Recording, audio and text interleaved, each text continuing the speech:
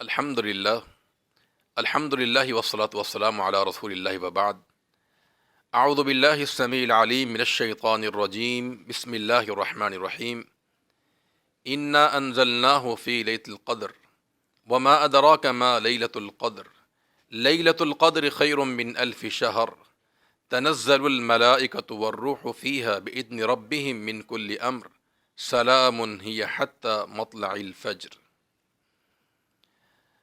رمضان المبارک کے مہینے میں 3 اعمال بڑی اہمیت کے حامل ہیں۔ ان میں سے ایک عمل تو پورے ماہ میں ہوتا ہے، جیسے تراویح کی نماز۔ تراویح ایک ایسا عمل ہے جو ماہ رمضان کی عظیم الشان عبادات میں سے ایک عظیم عبادت ہے۔ اور 2 اور عمل جو بڑے ہی بلند مقام رکھتے ہیں اللہ کی بارگاہ میں، اور ان 2 اعمال کا تعلق رمضان کے آخری عشرے کے ساتھ ہے۔ ایک شب قدر کو تلاش کرنا اور دوسرا اعتکاف کی عبادت۔ تو گویا کہ ماہ رمضان میں 3 عبادات بڑی اہمیت کے حامل ہیں: نماز تراویح اور شب قدر اور اعتکاف کی عبادت۔ چونکہ ماہ مقدس اختتامی لمحات کی طرف رواں دوا ہے، تو اس کا جو آخری عشرہ ہے وہ بڑی اہمیت کا حامل ہے، خصوصاً 2 اعمال جو کہ بڑے ہی بلند مقام رکھتے ہیں: شب قدر اور اعتکاف۔ لیلۃ القدر کی رات کے لیے یہ بات کافی ہے کہ اللہ تعالی نے قرآن مجید کا نزول اس مہینے میں کیا ہے۔ فرمایا انا انزلناہ فی لیلۃ القدر، ہم نے اس قرآن مجید کو شب قدر میں نازل کیا۔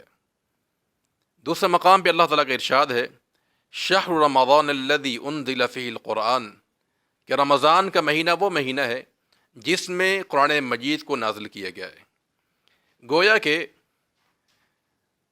سب سے پہلے وحی جو فرشتہ غار حراء میں رسول اللہ صلی اللہ علیہ وسلم کے پاس لے کر آیا تھا، وہ گویا کہ رمضان کی رات تھی جس میں قرآن کو نازل کیا گیا۔ اس رات کے 2 نام ہیں۔ اسے شب قدر بھی کہا جاتا ہے، لیلۃ القدر، اور اس کا دوسرا نام لیلۃ المبارکہ، کہ یہ رات بڑی بابرکت ہے۔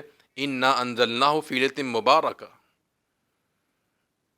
اسے قدر کیوں کہا جاتا ہے؟ یعنی شب قدر، قدر کے کئی معنی مفسرین نے بیان کیے ہیں۔ ایک تو معنی تقدیر، یعنی اللہ تعالیٰ اس رات تقدیر کے تمام اہم فیصلے فرشتوں کے سپرد کرتا ہے تاکہ وہ ان فیصلوں کو نافذ کر سکے۔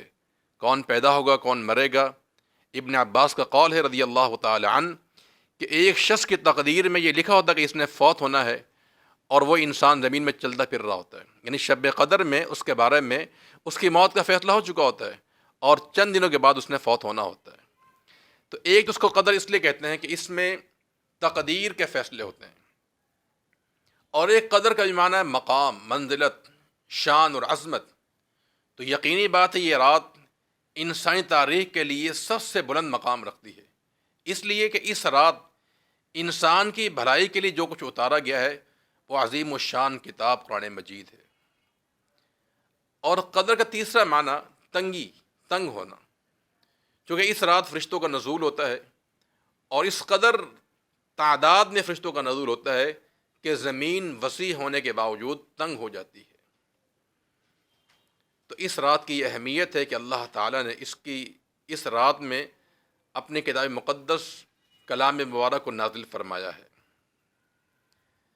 رسول اللہ صلی اللہ علیہ وسلم کا فرمان ہے کہ من قام لیلۃ القدر ایمانا واحتسابا غفر له ما تقدم من ذنبی، جو انسان شب قدر کا قیام کرے ایمان کی حالت میں اور ثواب کی نیت سے، اللہ تعالیٰ اس انسان کے سابقہ تمام گناہوں کو معاف فرما دیتا ہے۔ تو یہ اس رات کی شان ہے۔ اس رات اللہ تعالیٰ کے رحمت کے فرشتوں کا نزول ہوتا ہے، اور وہ زمین پہ اتر کے گھروں میں داخل ہوتے ہیں۔ اس کا معنی یہ کہ یہ اللہ تعالیٰ کے مہمان ہیں جو ہمارے گھروں میں آئے ہوئے ہیں۔ تو میزبان کی ذمہ داری کیا بنتی ہے کہ جب اللہ کے یہ فرشتے مہمان بن کے ہمارے گھروں میں آئیں، تو جیسے دنیا میں ہم کسی مہمان کی آمد سے پہلے گھر کو صاف رکھتے ہیں اور آنے والے مہمان کا استقبال کرتے ہیں، اور گھر میں انواع قسم کے طعام اور پکوان تیار ہوتے ہیں، اسی انداز سے یہ اللہ کے فرشتے یہ ہمارے مہمان بن کے آتے ہیں، تو ہمیں بھی چاہیے کہ ہم ان کا استقبال کریں. کیسے؟ عبادات کر کے، نوافل کا اہتمام کر کے، ذکر و فکر کر کے ہم اللہ تعالیٰ کے ان فرشتوں کا استقبال کریں. ایسا نہ ہو کہ ملائکہ ہمارے گھروں میں داخل ہوں اور ہم ان ایام کے اندر ٹی وی کھول کر یا کسی اور لہوات اور کھیل کود میں مصروف ہوں، تو اللہ تعالیٰ کے آنے والے مہمان کس قدر ہم سے ناراض ہو کے جائیں گے. تو اس رات اللہ رب العالمین کی رحمت کے فرشتے نازل ہوتے ہیں، اور فرمایا یہ رات سلامتی والی ہے. اس رات کے پردوں میں انسان کی روح اور دل کی زندگی کے خزانے چھپے ہوئے ہیں. اللہ نے اس رات کو شیطان کی مداخلت سے بالکل محفوظ کر دیا ہے. سلام، یہ رات سلامتی والی رات ہے. تو لہذا جو انسان شب قدر کو تلاش کرتا ہے وہ انسان بڑا سعادت مند ہے، اور جس سے یہ کامیابی مل جائے وہ انسان عظیم انسان ہے. اس لیے کہ شب قدر کی ایک رات کی عبادت 83 سال سے زیادہ عبادت سے افضل ہے. یعنی 1000 مہینوں کی عبادت سے افضل اس ایک رات کا جاگنا اور قیام کرنا ہے. تو جو انسان شب قدر کو تلاش کرتا ہے، اس کے لیے سرگرم رہتا ہے، تو ایسے انسان کے جملہ صاحب کا تمام گناہ معاف ہوتے ہیں، اور اللہ تعالیٰ نے شب قدر کے قیام کو ایمان کا حصہ قرار دیا ہے. تو اس لیے ہمیں ان گھڑیوں کو، ان مقدس ساعات کو غنیمت جانتے ہوئے اپنے اوقات کو ذکر و اذکار میں اور تلاوت قرآن مجید میں، استغفار میں گزارنا چاہیے. صرف جاگنا یا بیدار رہنا کافی نہیں ہے، بلکہ ہم جا کر ذکر و اذکار میں اپنے وقت کو صرف کریں. اللہ تعالی ہم سب کو اس کی توفیق عطا فرما دے. السلام علیکم ورحمۃ اللہ وبرکاتہ.